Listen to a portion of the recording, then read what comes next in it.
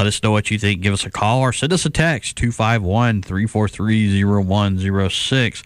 Joining us in studio, the one and only Alabama Republican Party Chairwoman, Terry Lathan. Thanks for coming in today. Yeah, thanks for having me. What's left of me is here today. It's been a big week, but a good week. Yeah, well, we get the rest of football season, and then I guess we're looking to get the train wagon, or at least getting it ready to start rolling again for the next elections. Yeah, actually, since last December, the U.S. Senate race is the number one question I have is who's running for the Senate race so we can beat Doug Jones.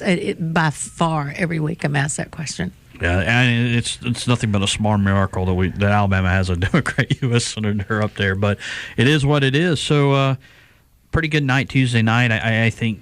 Top to bottom, everything from governor to dog catcher, it was pretty solid for Republicans. Well, it was, but I have to tell you, one of the biggest numbers that's really been jaw-dropping to me is that we flipped 71 seats in the state of Alabama that were Democrats to Republican. And I think, when I share that number with people around the state, they're just like, are you kidding me? I'm like, no, I'm not. This is not fake news. We're really excited. It's a lot of hard work. You've got county parties, party members, but the most important, and of course the candidates, their families working so hard, their teams, but most importantly, it's the voters. The voters are the shareholders who goes and sits in every one of these seats, and so we're so grateful to our voters for hearing and following along with the conservative policy in our state. Yeah, that blue wave, it didn't. I think a lot of candidates were bracing for a blue wave just because you don't know, what happened to Doug Jones could happen to anybody. They could build off of that. And it looked to me, this wasn't your average campaign where candidates, once they get out of the primaries, they just go through the motions of running a general election. They were actually out and about and doing all the things. Is it your sense that you really had an active and engaged Republican Party this cycle? Yeah. Well, from the Democratic side, it did look a whole lot more, busy than it has in the past. And I don't think that there's any question they had more candidates. They had more presence. Of course, they're doing it all on their own. As we know, the state Democratic Party is practically null and void. And I have no problem with that, actually. But that is not an indication that the Alabama Republican Party or our people are just winning because they're not functional. We work like maniacs. I mean, foot down, pedal to the metal to make sure we raise the money, we fund our candidates, and help our team across the state. And in fact, now I'm not. I can say that we put $500,000 into Tuesday. Our state party did, and we were very cautious in how we spent our dollars. I have to raise the dollars. And we scalpeled out the races. We used our data. It's a real long-term process that we use in the Republican Party.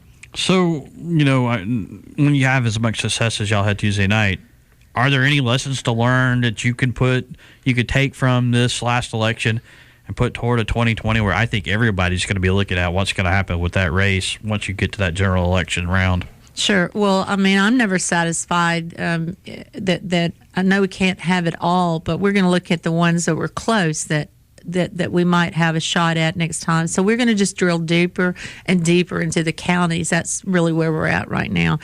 2020 is going to be really big. I can feel it already. I absolutely can feel the people in the push. I think 2020, the general election, for that U.S. Senate race to win it back, it is going to be record-breaking. I really do. We've continually have record-breaking in Alabama since I've been chair since 2016. I think it's going to be that or bigger. And who's going to be on the ballot in 2020? Donald Trump. Right. And with Alabama being the number one highest approval rated state in the nation with Donald Trump, for the president, I'm liking our odds. When I guess you got a little experience with this sort of being at the head of the Republican Party at a really contentious primaries we saw in 2017 for U.S. Senate. What is your role in? I fully expect 2020 that primary to be. It might get ugly. I feel like it's kind of heading that way. We're already gearing up for it 2 years out. What is your role in that sort of scenario? Well, I have to tell you, actually, 2016, the primary for me was a heavy lift. It was the presidential election year. We had 17, and they were all coming into Alabama because they knew we were going to be a red state. Well, I think 15 of the 17 actually came into our state, and I went and met with each one of them and welcomed them. But my role in the primary and really leadership in the Republican Party is to stay out of the primary. I mean, that sounds simple, but we welcome everyone. We qualify the candidates. We try to find good candidates if we have some holes here or there. But if you want to run for office in the state of Alabama, we're to the point right now where it comes to us. Right. The party does not play a role officially in primaries. Members they can have their own choices, give money, help their own people. But my role is to let the people choose. Alabama, it's my sense, Alabama in these presidential elections, especially when you have an open field for president, it's kind of one of these states that a lot of eyes watch and a lot of attention's paid to in these presidential primaries because Alabama goes a long way in determining who that nominee ultimately is. Yeah, it does. It's a snapshot. I think it's one of the most reddest states in the nation. But, I feel like in a way, well, all the southern states are pretty red to a great degree. But I really do think people watch ruby red Alabama, especially if you're in a primary you want the nomination of the party because most of the time you're going to win in the general election. But again, we don't take anything for granted. We're never going to stop. We're going to keep working. I have to tell you that the Democratic Party is helping us really pushing, and we don't have to even do anything. As long as they keep going left. Alabamians are not left of left. They're, we're not even really moderate to a great degree. We're just common sense good patriots that love our state and our country. And some of these things that the left are doing are absolutely ridiculous. And we see it clearly. So I think that's one reason so many people have come to the Republican Party. They've had enough of that nonsense in the Democratic Party. Yeah, there was this sense, or there was at least this talk that there were parts of the state that were becoming more blue. Tuscaloosa County, Lee County, the Birmingham suburbs. That was where we were going to see the reemergence of the modern Alabama Democratic Party because you had the Panera-bred soccer moms or whatever you want to call them. The suburban sort of mentality lends itself to a Democratic electorate. But Walt Maddox didn't even win his own county. Yeah, he lost it by 40 votes or something? Yeah, 30 or so votes. I was just going to say that. Doesn't seem to me that that's the case. And the Democratic emergence, the Doug Jones race to me was a fluke, and I think we could call it a fluke now. I think that's where the dialogue of the blue pockets, it came from the Doug Jones race.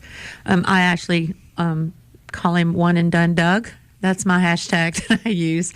And I think as long as he's going to cast votes like he did against the 20-week fetal heart ban, I mean, that's just, it's unexplainable to vote for Alabamians to stop a baby's, heartbeat at 20 weeks, before 20 weeks. But, and then, the cherry on top, he voted no for Alabamians to see Brett Kavanaugh. I'm telling you, that is not going to go away. It's not going away. I would argue that even if he had voted for Kavanaugh, he's probably still in the hot seat. But Joe Manchin learned his lesson and voted for Kavanaugh. Won. Barely. There's no sense that he's wanting to moderate and kind of be one of these kind of red state Democrats like a Joe Donnelly or whatever Heidi Heitkamp was. He's just going left. Well, I don't think he's going left. I think he's always been left. Okay. And so I don't think he's a new person. He's moderate. Now I'm going to go left in a very right state. That's him. I mean, he's doing what I believe he's comfortable with. The problem is we're not. And we will do something about that when the time comes. You want to stick around for just one more segment, and we'll get you out of here on that. No worries. This is Jeff Poor filling in for Sean Sullivan on FM Talk 1065. Give us a call, 251-343-0106.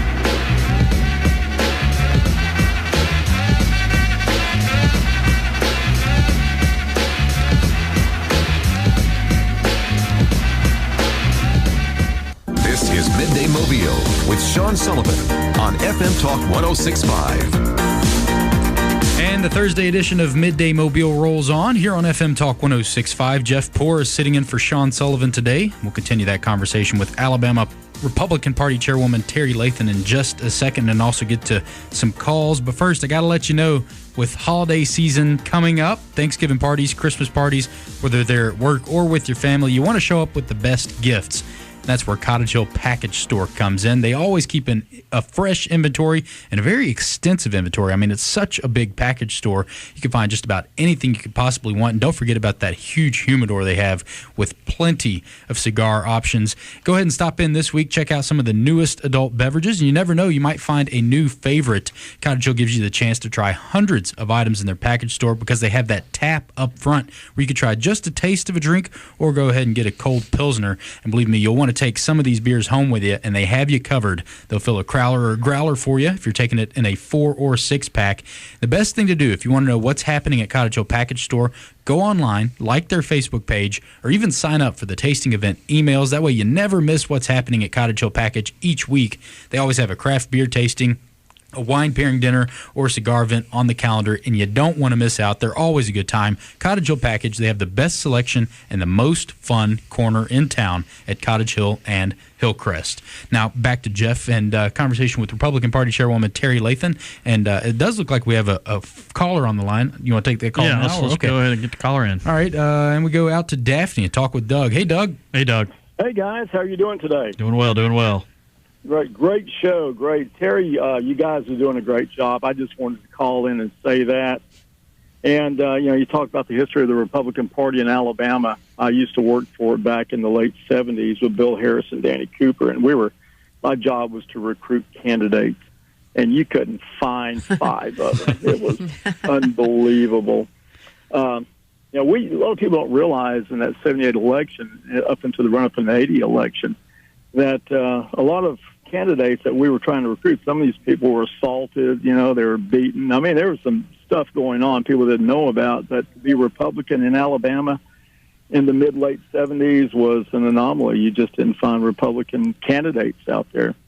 So we had to recruit what we could, and we came out pretty good. We came out with a zinger with Jeremiah Denton. I got on his staff and helped him. But yeah, he was one of my favorites, Doug. One of my in fact, we were very good friends. And the last time he came to Mobile, he actually stayed in my house with me for a week before he went back to Virginia. So I miss my friend Jerry. By the way, first of all, I'm glad you're not Doug Jones because they say Doug, and I'm like, Doug Jones is calling in. Look, I just may be insensitive to say this, but a friend of mine, as soon as the election was had, he lives in Daphne. He sent me a text. He says, "Doug Jones, dead man walking." And yeah. he's he's gone. Yeah, I know.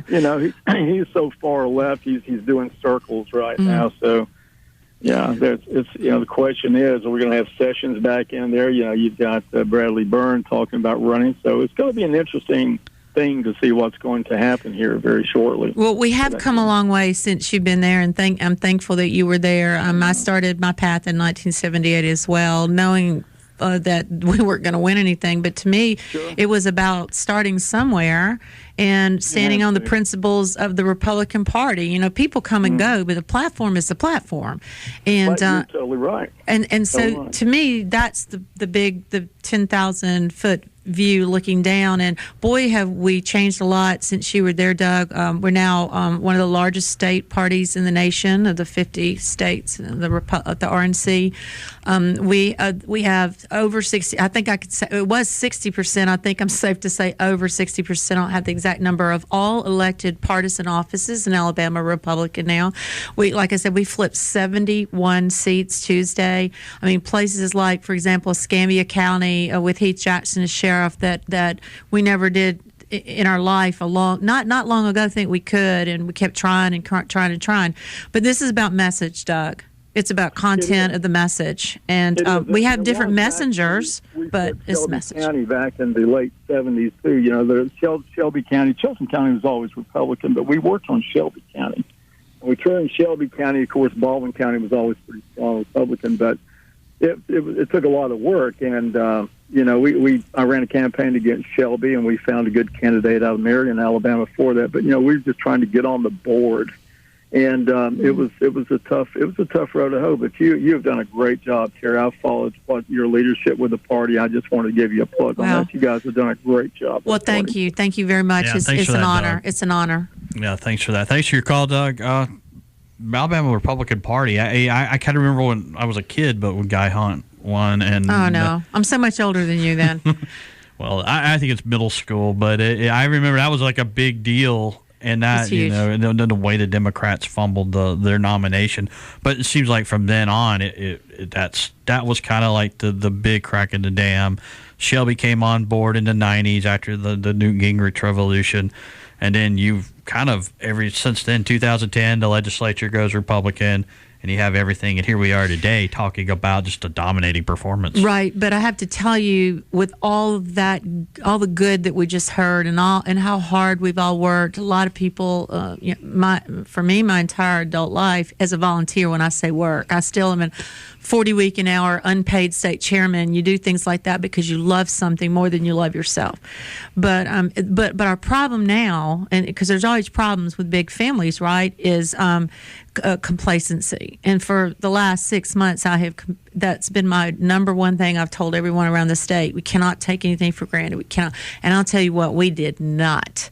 We did not. Actually, the backside of having so many Democrats get back on the ballot is it made our team work twice as hard. And so the results were good. Yeah, just the guys traveled around the state on the campaign trail. You started hearing from campaigns you hadn't heard from ever before. Right. You heard from these, usually they would put out a few signs and do a few Kiwanis Club or Rotary Club meetings or whatever. This time they got activated. They raised money. They did all the things, put on, TV time, radio time, did all these things you hadn't seen in a general election. You would see a lot of it in the primary, but you hadn't seen it in the general election in a few years. And I just based on, I guess, the Doug Jones effect. Well, yes, because what happened with Doug Jones tripped Democrats thinking they could win, and so all the candidates came back on the ticket. But as the slang, as the kids say, we got woke. So our team went to work, and it was all worth it on Tuesday. Real quick before we get you out of here at the end of the segment, just talk about Jeff Sessions and stepping down yesterday. And you put out a statement and Mm-hmm. really, really thoughtful. But you've been around Senator Sessions a long time. A Mobile guy. Yeah. So just talk a little bit about that. Well, I mean, if you want to just talk the political part of Jeff Sessions, I mean, is there a more finer statesman in the state of Alabama? I mean, to put him in the top. If we go back in history, I don't care Democrat, Republican, he's going to be right up there simply because he's a man of character and integrity, and he loves our nation. I mean, honestly, I can see Jeff Sessions back with the Founding Fathers. I mean, I think he would have been in that room with them, helping write the Bill of Rights, the Constitution, Declaration of Independence. He's that kind of guy. Right. But so when you have that kind of person in politics that's willing to get into the arena, isn't that the kind of people we want? No, I understand. He and the president have a frustration and a difference of opinions on some things, but it does not negate what Jeff did in putting Trump's policies in motion. In fact, I feel like I could properly argue of all the cabinet members, not trying to pit them against each other, but Jeff was as good as any as far as putting conservative policy on the table. Yeah, and a lot of people forget. Like an attorney general, a cabinet position, you don't stick with the president all 8 years. These are really short-lived, terms. They come and go. Obviously, Eric Holder was kind of an exception. He was like the longest-serving attorney general.